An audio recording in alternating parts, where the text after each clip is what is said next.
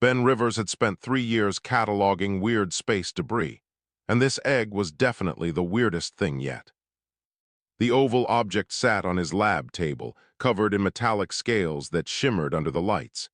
He'd found it floating near an asteroid field 2 weeks ago, and every scan came back with contradictory results. Sometimes it read as mineral, sometimes as organic tissue, sometimes as pure energy. Ben leaned closer with his scanner. "What are you?" The egg cracked. He jumped back, knocking over his coffee mug. Brown liquid spread across his notes as a second crack appeared, then a third. A tiny claw poked through the shell, no bigger than his thumb. More pieces fell away and a head emerged. The creature looked like a miniature dragon from old Earth stories. Copper-colored scales covered its body. 2 small horns sprouted from its skull. Wings lay folded against its sides, still wet and crumpled. It opened bright yellow eyes and stared directly at Ben. "Hello there," Ben whispered. The hatchling chirped. The sound was surprisingly loud for something so small. It struggled out of the remaining shell, stumbled across the table, and climbed onto Ben's arm. Tiny claws gripped his sleeve as it settled against his chest, making contented humming noises. Ben carefully picked it up. The creature fit in his palm, warm and trembling slightly. "You just hatched and you're already trusting me? That's either very smart or very stupid." The hatchling licked his finger with a forked tongue. Ben spent the next hour running scans while the creature explored his small lab. It seemed curious about everything, sniffing equipment and chirping at the view screens showing stars outside. When Ben opened a ration pack for lunch, the hatchling watched with intense interest. Hungry, Ben broke off a piece of protein bar. The creature sniffed it, then ate it in one gulp. It chirped for more. "Slow down, your stomach is tiny," but Ben smiled and shared his meal. 2 days passed peacefully. Ben researched dragon-like species in the Galactic database while the hatchling followed him everywhere. It slept in a nest Ben made from his spare jacket. It played with calibration tools. It tried to fly, but mostly just flapped and hopped. On the 3rd day, alarms screamed throughout the station. Ben ran to the main console. His screen showed 5 massive ships dropping out of faster-than-light travel. They were unlike anything in his database, built from what looked like black volcanic glass and metal. Each ship was the size of a small moon. A communication channel forced itself open. A face appeared on the screen and Ben's stomach dropped. The being was clearly the same species as his little hatchling, but massive and ancient. Scales like polished obsidian covered its face. Eyes burned with orange fire. Rows of teeth showed when it spoke. "Human station, you possess stolen property of the Draconic Imperium. Surrender it immediately or be destroyed." Ben found his voice. "This is Research Station Frontier 7. I'm the only person here. I don't know what you're talking about." "Do not lie. We tracked the royal egg to your location. Return it now." The hatchling, which had been napping on Ben's desk, woke up and chirped. It saw the face on the screen and its eyes went wide. The small creature started making distressed sounds. Before Ben could respond, light filled his station. When his vision cleared, 3 beings stood in his lab. They wore armor that seemed grown rather than built. 2 were guards, each carrying weapons that hummed with power. The 3rd was the dragon from the screen. Up close, the Emperor was terrifying. He stood 3 times Ben's height. Power radiated from him like heat from a fire. His presence made the air feel heavy. The hatchling took one look at the Emperor and hissed. Despite its size, it launched itself across the room and bit down on the Emperor's extended hand. Silence filled the lab. The Emperor stared at his hand where tiny teeth had actually broken through his scales. A single drop of dark blood welled up. The guards raised their weapons, but the Emperor held up his other hand to stop them. The hatchling realized what it had done and panicked. It released the Emperor's hand and flew in a clumsy circle before crash-landing on Ben's shoulder. Small claws dug into his shirt as the creature pressed itself against his neck, trembling. "You dare," the Emperor said quietly. Rage filled every word. "A newly hatched whelp attacks the Emperor himself." Ben felt the hatchling shaking against his skin. Without thinking, he raised his hand and gently stroked its head. "Don't hurt it, it's just scared." The Emperor's burning eyes turned to Ben. "Step aside, human. This creature has committed treason against the Imperial bloodline. The penalty is death." "No." The word came out before Ben could stop it. The guards shifted, weapons trained on him now. The Emperor's expression didn't change, but something dangerous entered his gaze. "No," the Emperor stepped closer. "You refuse an Imperial command." Ben swallowed hard. Every instinct screamed at him to move, to surrender, to save himself.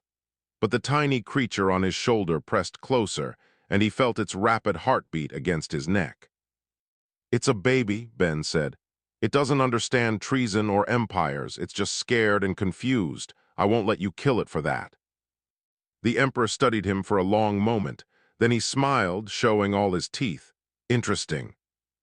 The Emperor circled Ben slowly, like a predator studying prey. The hatchling hadn't moved from Ben's shoulder, though its trembling had lessened. The two guards kept their weapons ready, watching for any command from their ruler. "You stand between me and royal property," the Emperor said. "Do you understand the magnitude of your foolishness?"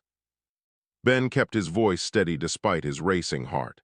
"I found that egg drifting in space, abandoned. No markings, no signals, nothing to indicate ownership. Galactic salvage law says I had the right to claim it." One of the guards made a sound like grinding stones. "Salvage law does not apply to Imperial bloodlines." "Then maybe the egg shouldn't have been floating in the middle of nowhere," Ben shot back. The hatchling chirped softly, as if agreeing. The Emperor's eyes narrowed. "You dare question Imperial decisions?" "I question throwing away a life." Ben carefully reached up and let the hatchling climb into his hands. It curled up in his palms, watching the Emperor with wary eyes. "This creature hatched in my lab. I'm the first thing it saw. In every species I've studied, that means something." "Sentiment," the Emperor growled. "Weakness." "Understanding," Ben corrected. He walked to his computer and pulled up files with his free hand. "I've spent 3 years researching bonding behaviors in exotic species. Hatchlings imprint on whoever protects them in their first hours of life. It's not just emotion. It's biology, psychology, survival instinct." The Emperor moved to the screen, reading the data. "Interesting research, irrelevant to this situation." "Why?" Ben challenged. "Because you say so." The temperature in the room seemed to drop. The guards tensed. The Emperor turned, his full attention to Ben, and the weight of that gaze nearly made Ben's knees buckle. "I could reduce this station to atoms," the Emperor said softly. "I could end your existence with a thought. Why do you persist in this suicidal defiance?" Ben looked down at the hatchling in his hands. It had fallen asleep, tiny chest rising and falling with each breath. Such complete trust, such vulnerability. "Because it's right," Ben said simply. "And because I think you already know that." Before the Emperor could respond, new alarms blared. Ben's console lit up with warnings. His external cameras showed multiple ships approaching, these ones rough and patchwork. Pirates. "Your Imperial signature is broadcasting across every scanner in 3 systems," Ben said, checking the readings. "Pirates just saw an opportunity." The Emperor glanced at the screens without concern. "Let them come, they will die. They'll destroy my station in the process." Ben set the hatchling carefully on his desk and started activating what few defenses his research station had. "Your ships are positioned to protect you, not me." "That is not my concern." "It should be." Ben pulled up weapons systems that hadn't been used in years. "Because this little one is on my station, and I'm guessing you want it alive." For the first time, something like respect flickered in the Emperor's eyes. The pirate ships opened fire. Energy blasts hammered against the station's shields. Ben's screens showed the Imperial fleet responding, but 3 pirate vessels had broken through, heading straight for the research station. One of the guards spoke urgently. "Emperor, we should return to the flagship." "No," the Emperor said, still watching Ben. "I want to see what the human does." Ben grabbed the hatchling and ran to the storage bay. The creature woke up, chirping in confusion. Behind him, he heard the Emperor following at a leisurely pace, as if this was entertainment. The storage bay held Ben's emergency supplies and repair equipment. He quickly pulled out a plasma torch and magnetic clamps. Not exactly military grade, but it'll have to work. An explosion rocked the station. Atmosphere alarms screamed. The pirates had breached the hull somewhere.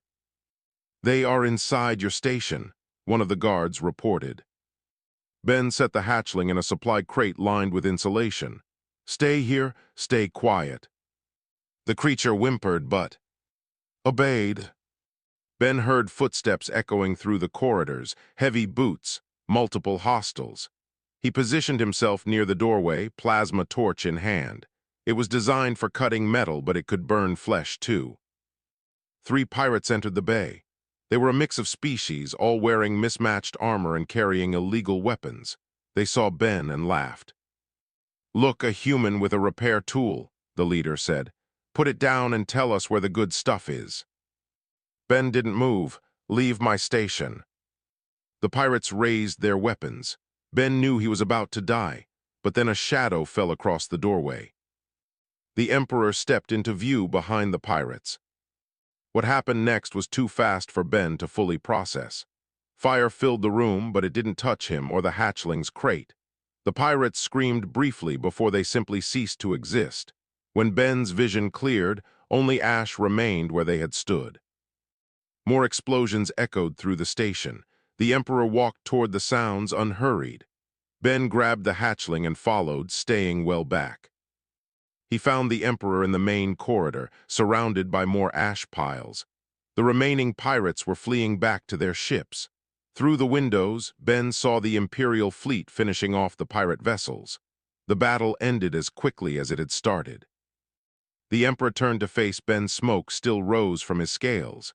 His eyes burned brighter than before.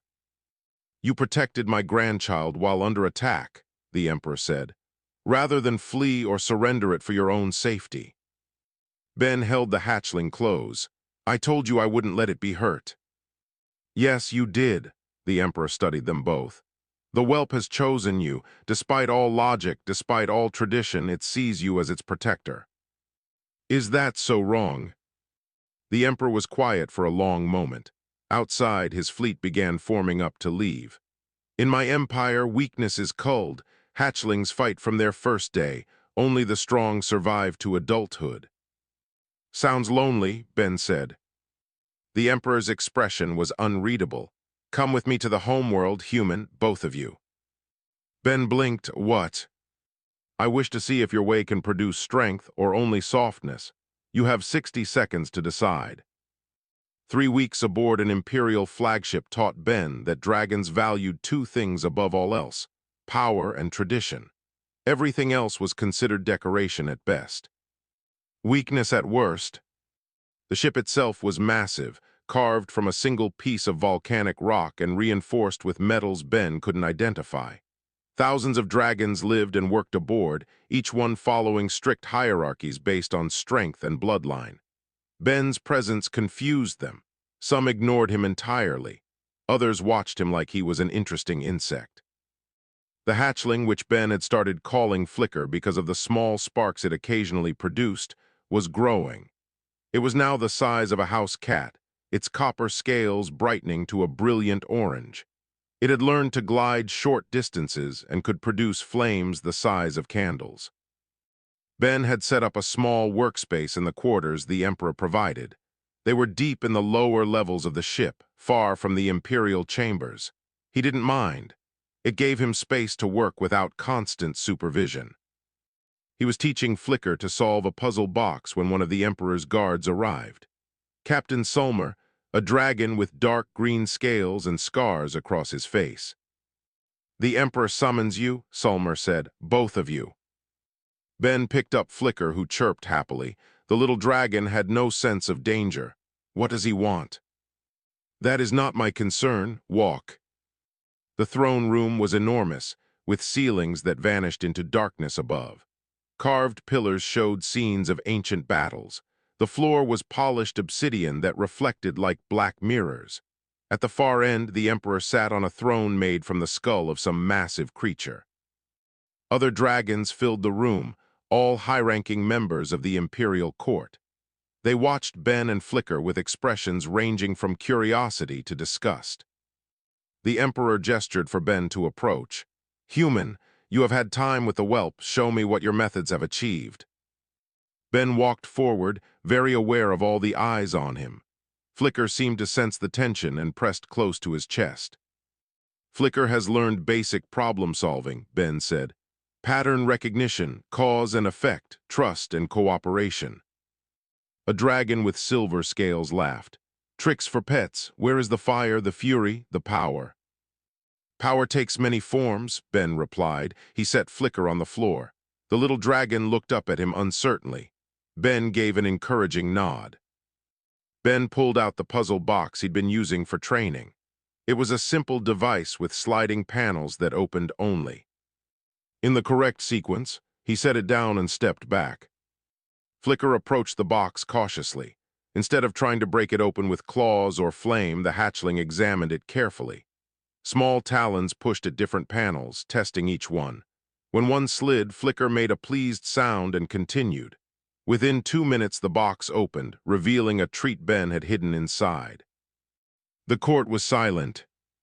"Parlor tricks," the silver dragon said, though he sounded less certain now. The Emperor leaned forward, again with a different challenge. Over the next hour, Ben demonstrated what Flicker had learned. The hatchling could navigate mazes by marking paths it had already tried. It could work simple levers and buttons. It showed basic understanding of cooperation by helping Ben reach objects too high for either of them alone. But most importantly, Flicker showed something the court dragons clearly found alien: patience. When faced with a problem, the hatchling didn't attack it with brute force. It watched, it thought, it tried different approaches. The Emperor stood. Interesting, but intelligence without strength is merely cleverness. A clever creature still dies when faced with true power. "Does it?" Ben challenged. "Or does it survive by not getting into fights it can't win?" Another dragon, this one covered in bronze scales, stepped forward. "Perhaps we should test this theory. My own hatchling is of similar age. Let them compete." Ben's stomach tightened. "Compete how?" "Combat, of course." The bronze dragon gestured, and a servant brought out another young dragon. This one was larger than Flicker, with dark red scales and a more aggressive bearing.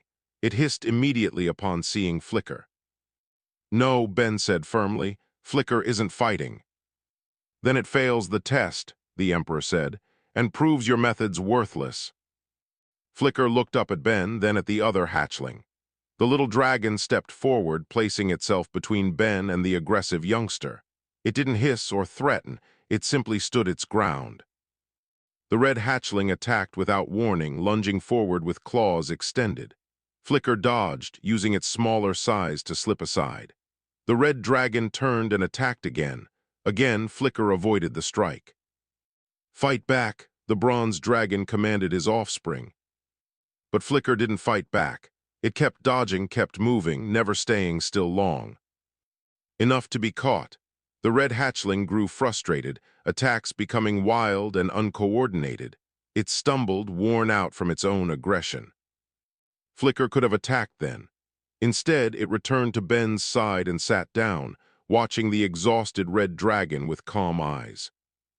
The throne room was silent again. "Your hatchling is a coward," the bronze dragon said, but his voice lacked conviction. "My hatchling is smart," Ben replied. "It didn't need to fight, it just needed to not lose." The Emperor made a sound that might have been amusement. "And yet, in avoiding defeat, it achieved a kind of victory. The other whelp is exhausted while yours remains fresh and ready." Captain Sulmer spoke for the first time. "The human's method has merit. In battle, an enemy who cannot be caught cannot be killed." Several dragons murmured agreement. Others looked angry or confused. The bronze dragon collected his hatchling and left without another word. The Emperor studied Ben and Flicker for a long moment. Your trial is not over, human. My homeworld awaits. There you will face true tests. If your methods prove strong, I will consider them. If they prove weak, you and the whelp will both suffer the consequences. Ben picked up Flicker. We'll be ready. We shall see. The Emperor turned away, dismissing them. As Ben and Flicker left the throne room, Captain Sulmer fell into step beside them. You made enemies today, the captain said quietly. I noticed. Good, that means you were paying attention. Keep the whelp close. Some here would see it fail just to prove you wrong. Ben looked down at Flicker, who had already fallen asleep in his arms. Let them try. Sulmer's expression was unreadable. You have courage, human. Let us hope you also have wisdom. The dragon homeworld looked like fire given solid form. Ben stared through the viewport as the Imperial flagship descended.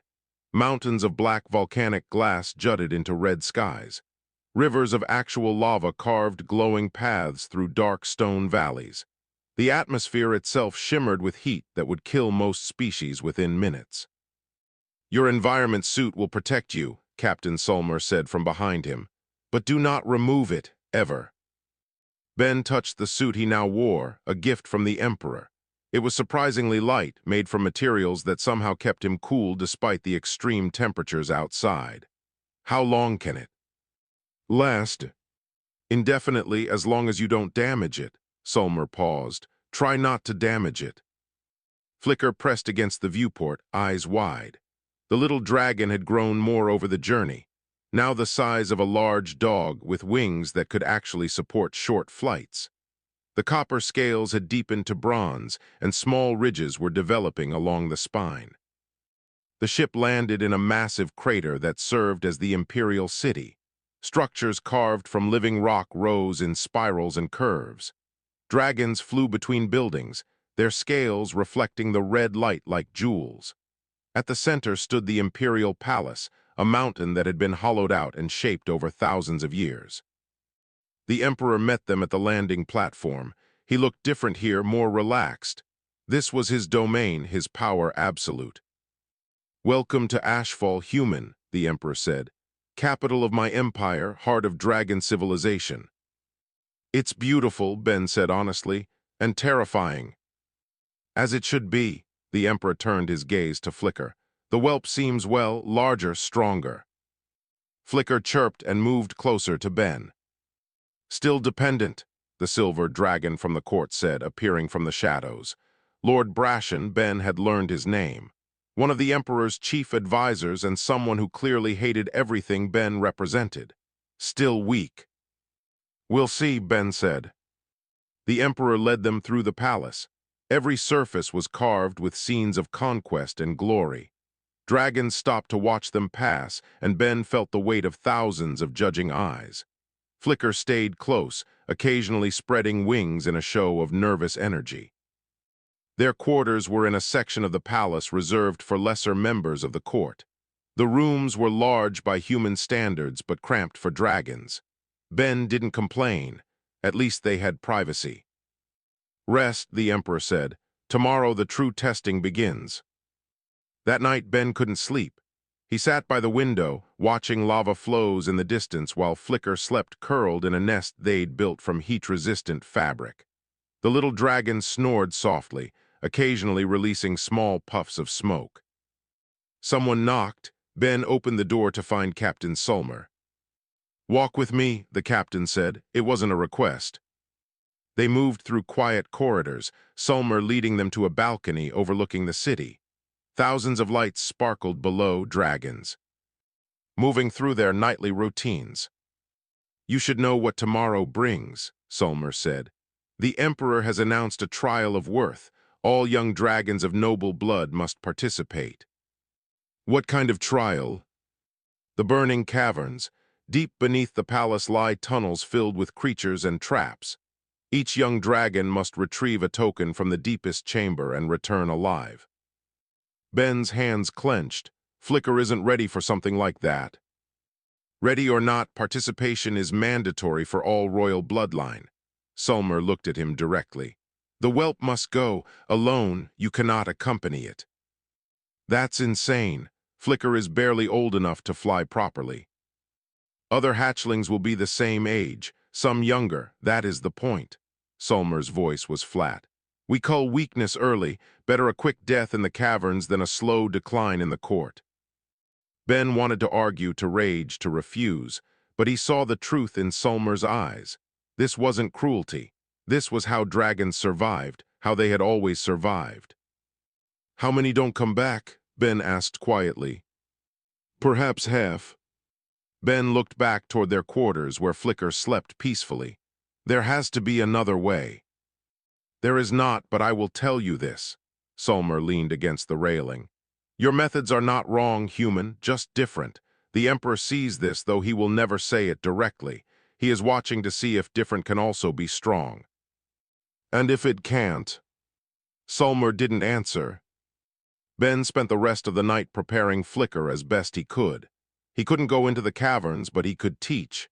He drew maps based on what Sulmer had described. He ran through scenarios, teaching Flicker to recognize different types of dangers. The little dragon seemed to understand something important was coming. It paid close attention, practicing the evasion techniques Ben had taught over the past weeks. Morning came too quickly. The entrance to the burning caverns was a massive hole in the palace floor, surrounded by viewing platforms where the court could watch. Dozens of young dragons gathered at the edge, ranging in size from slightly smaller than Flicker to twice as large. All looked nervous. Some tried to hide it with aggression. Ben knelt beside Flicker. "Remember everything I taught you. Don't fight if you can avoid it. Use your brain, not just your strength, and come back to me." Flicker pressed, its head against Ben's chest, humming softly. "I know you're scared. I'm scared too. But you're smart and you're brave, and I believe in you." The Emperor's voice rang out across the chamber. "Let the trial of worth begin." One by one, the young dragons entered the caverns. Some dove in fearlessly. Others hesitated before jumping. Flicker looked back at Ben one more time. Ben nodded. "Go on, I'll be right here when you get back." Flicker spread its wings and leaped into the darkness. Ben moved to the viewing platform where screens showed different parts of the cavern system. He found the feed showing Flicker landing in the upper tunnels, looking around cautiously. Lord Brashen appeared beside him. "Your pet will die down there. These caverns do not care about cleverness or patience." "Maybe not," Ben said, eyes fixed on the screen. "But they should." The first screams echoed up from below, not Flicker's. Some other young dragon had encountered one of the cavern's dangers. On the screens, Ben saw his little dragon moving carefully through the shadows, avoiding the paths where others rushed ahead. The real test had begun. The screens showed chaos in the burning caverns. Young dragons scattered through the tunnels, some working together but most competing against each other. The caverns were designed to test every aspect of draconic strength: physical power, fire control, flight capability, and willingness to fight. Ben watched Flicker's screen with his heart in his throat. The little dragon had found a narrow side passage that the larger youngsters couldn't fit through. Smart. It avoided the main routes where most of the fighting was happening. "Your whelp hides," Lord Brashen said with contempt, "like prey." "My whelp survives," Ben replied without looking away. On another screen, two young dragons fought over a glowing crystal. One of them fell injured. Its screen went dark, first casualty. Flicker emerged from the side passage into a larger chamber. The walls glowed with natural heat, and strange creatures skittered in the shadows. Ben recognized them from Sulmer's descriptions: tunnel crawlers, blind but vicious, attracted to movement and sound. Most dragons would fly across the chamber quickly or burn everything in sight. Flicker did neither. The little dragon moved slowly along the wall, wings folded tight, making almost no noise. The crawlers shifted but didn't. Attack, within minutes, Flicker had crossed the chamber safely. Ben released a breath he hadn't known he was holding. "Luck," Brashen muttered. 3 more screens went dark, more casualties or withdrawals. The caverns were living up to their reputation. Flicker descended deeper, following paths that other dragons had overlooked. Ben realized what his little dragon was doing. While others rushed toward the deepest chamber in a straight line, fighting everything in their path, Flicker was taking longer routes with fewer obstacles. Time over strength, patience over power. The strategy was working until Flicker reached a collapsed tunnel. Rocks blocked the way forward, too heavy for a young dragon to move alone. On the screen, Flicker examined the rubble, testing different stones. Other young dragons appeared on the same feed. 4 of them, larger than Flicker, all showing signs of recent fights. They saw the blocked path and started arguing about who should clear it. Flicker watched them from the shadows. One of the larger dragons, covered in green scales, noticed Flicker. "You, small one, clear these rocks." Flicker didn't move. "I said clear them." The green dragon advanced threateningly. Ben tensed. This was it. Flicker would either submit or fight, and either way could end badly. But his little dragon did something unexpected. Flicker pointed with one claw at a spot higher up the wall. The other dragons looked confused. Flicker climbed up and showed them a crack in the rock face, barely visible, an alternate route. The green dragon studied it suspiciously. It could be a trap. Flicker entered the crack and disappeared from view. Seconds later, its voice echoed from the other side of the collapse. It had made it through. The other young dragons looked at each other. Slowly they followed, squeezing through the narrow passage one by one. It was tight and uncomfortable, but faster than clearing the rocks. "What is this?" The Emperor's voice came from behind Ben. The ruler had been watching from his throne, but now stood beside Ben's viewing station. "The whelp shows the others a path." "Cooperation," Ben said. They all needed to get past the obstacle. Fighting wouldn't help any of them. But now it travels with competitors. Or allies. The Emperor's expression was unreadable. The group of 5 young dragons, including Flicker, moved deeper into the caverns. Together, they encountered a massive salamander-like creature that breathed acid instead of fire. Alone, any of them would have struggled. Together, they coordinated their attacks, distracting it from multiple angles until it retreated. Lord Brashen made a disgusted sound. "This is not how the trial works. They should compete, not cooperate." "The trial says they must retrieve a token and return alive," Ben pointed out. "It doesn't say they can't help each other." More screens went dark. The number of surviving youngsters was dropping steadily. But Flicker's group pressed on, now working as a unit. When one dragon was injured by a trap, the others helped it to safety. When they encountered puzzles that required multiple dragons to solve, they worked together. Finally, they reached the deepest chamber. The tokens hung from the ceiling on chains, glowing with inner light. But beneath them, the floor was a maze of pressure plates and flame vents. One wrong step would trigger deadly traps. The largest dragon in Flicker's group started to fly toward the tokens. Flicker chirped sharply, stopping him. The little dragon picked up a rock and tossed it onto a plate.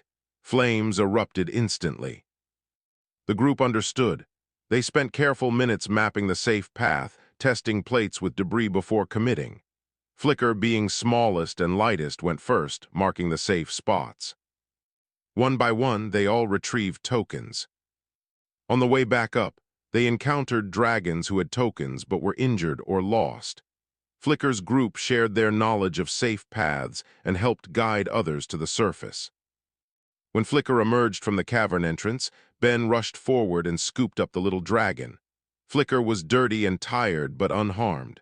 The bronze scales were scratched but gleaming with pride.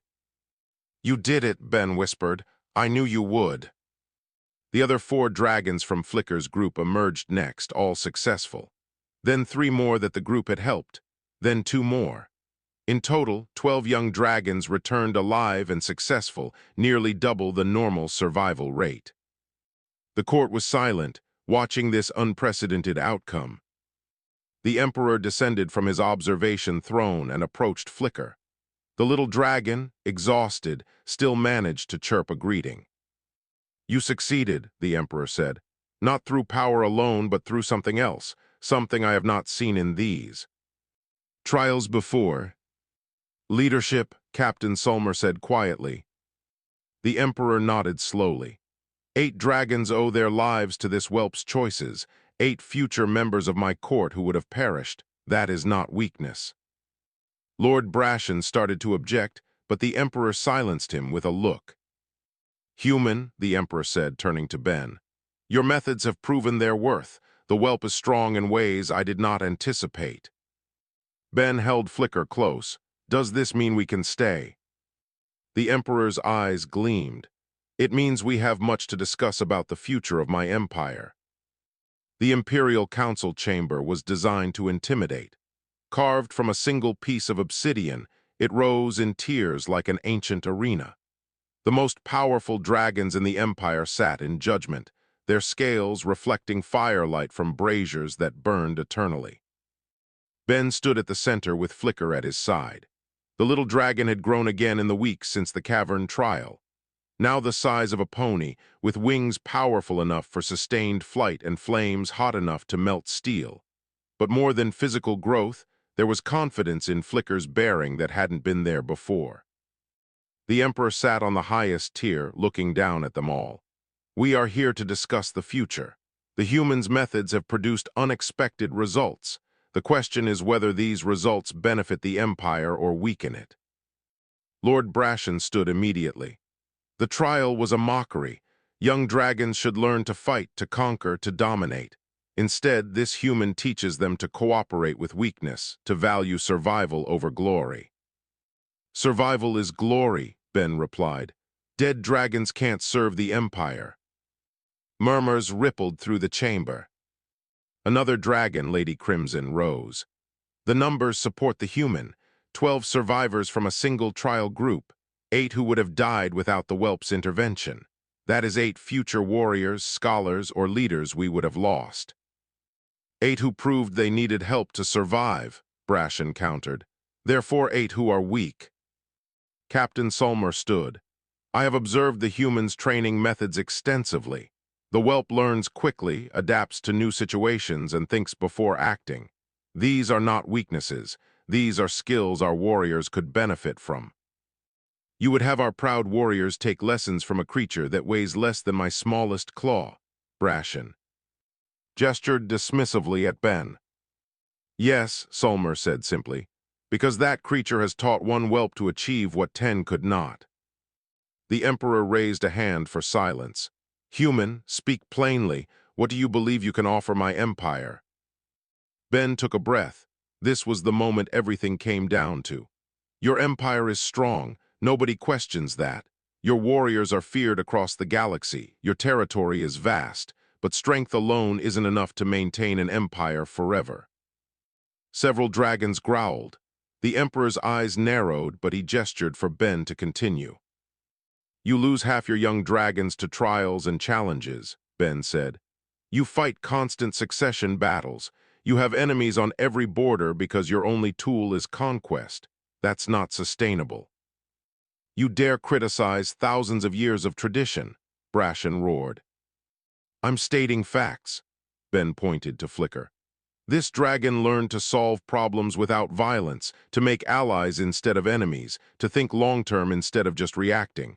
And those 8 dragons who survived because of it, they're loyal to Flicker now, not through fear, through respect and gratitude. Loyalty built on anything but strength is meaningless, Brashen said.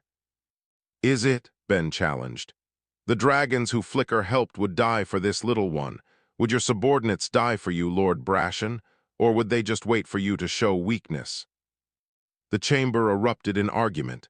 Dragons shouting at each other across the tiers. The Emperor watched it all with an unreadable expression. Finally he stood, instant silence. I have made my decision, the Emperor said. The human will establish an academy, a place where young dragons can learn both traditional combat skills and these new methods. Participation will be voluntary. Those who complete the training will earn the title of Strategic Guard. Brashen looked like he'd been struck. You cannot be serious. I am always serious. The Emperor's voice carried absolute authority. We will test this approach for 5 cycles. If the strategic guard proves valuable, the program continues. If not, it ends and the human returns to his research station. And the whelp? Lady Crimson asked. The Emperor looked at Flicker for a long moment. My grandchild has proven itself worthy of a title. Henceforth, it shall be known as Flicker the Bridge Builder, first of a new tradition. Flicker chirped happily, oblivious to the historical significance of the moment. Ben felt something release in his chest. They'd done it. Not just survived, but changed something fundamental. The council session ended with mixed reactions. Some dragons left angry, others thoughtful. A few approached Ben afterward, asking questions about his methods. That evening, Ben and Flicker stood on a balcony overlooking Ashfall. The city glowed in the darkness, beautiful and dangerous in equal measure. Captain Sulmer joined them. You have made powerful enemies today. I noticed, but also allies. The Emperor himself, though he will never show favoritism publicly. Sulmer paused. You have achieved something remarkable, human. You came here expecting to protect one small dragon. Instead, you may have altered the course of an empire. Ben scratched behind Flicker's horns, earning a pleased rumble. I just wanted to keep this little troublemaker alive. That little troublemaker bit the Emperor and started a revolution. Sulmer's tone held something that might have been amusement. The stories will tell it differently, of course. Make it grander, more dramatic. Stories usually do. Flicker spread its wings, now large enough to cast Ben completely in shadow. The dragon launched into the air, circling the balcony in joy.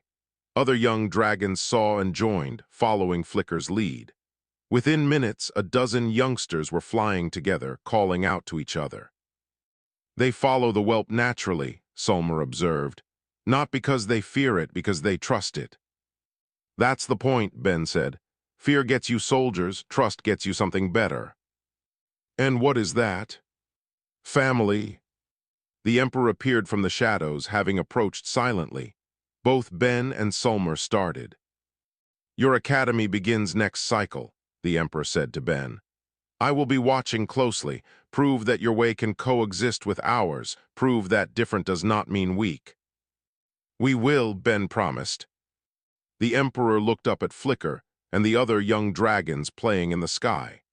For the first time since Ben had met him, something like warmth entered the ancient dragon's expression. Perhaps you already have, the Emperor said softly. Then he was gone, vanishing back into the palace. Flicker returned to the balcony, landing with improved grace. The dragon nuzzled against Ben, humming contentedly. Ben smiled. A tiny dragon had bitten an emperor and hidden behind a human. Now that same dragon was building bridges between worlds, teaching an empire that strength came in many forms. And this was just the beginning.